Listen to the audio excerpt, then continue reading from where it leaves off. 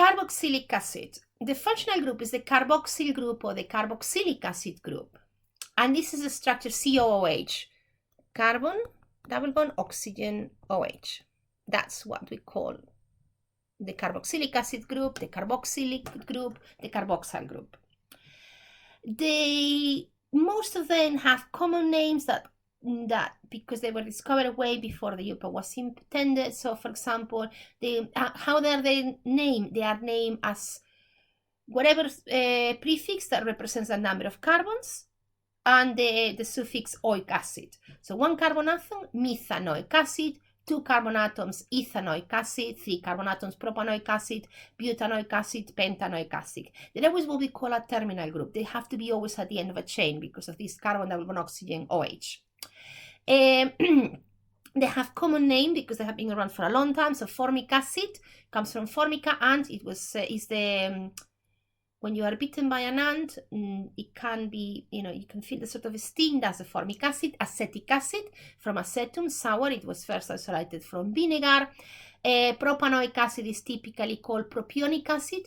Butanoic acid is typically called butyric acid because it was first isolated from butter. So they tend to have common names, and in the case of the smallest ones, for example, formic acid and acetic acid are extremely common, much more common as names than their proper UPAC names, methanoic acid and ethanoic acid. They're widely represented in nature. If you think of, for example, vinegar, vinegar is roughly a 3-4% solution of acetic acid in water.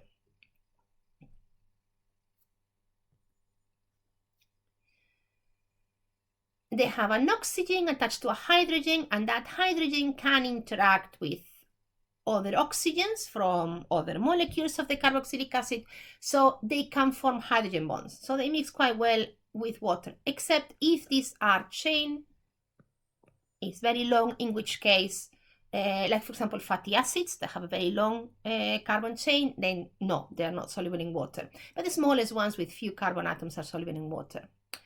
They're what we call a weak acid. They have this hydrogen here is what they call an acidic hydrogen. It means they behave like acids. They can donate hydrogen ions to the water, and you form the carboxylate anion. So in this case, this is the acid, the carboxylic acid. This is the base. The water is acting as a base. This would be the conjugate base of the carboxylic acid, and this would be the hydrogen ion, the H3O+, with the conjugate acid of the water. They're strongly polar compounds, that carbon double bond oxygen and another oxygen. There's a lot of pulling from the electrons from the bonds of the oxygens, and there is a strong, what they call partial positive charge here in this carbon, and partial negative charges in these oxygens. So they're strongly polar and they can be very reactive. When we say they are weak acids, when I say that they are weak acids, I mean that yes, they're dissociating water, they release hydrogen ions, but a lot of it will be not dissociated, will be because they are not strong enough to shed all the hydrogen ions. That's what I mean with weak acids, and they are the acids of the natural world.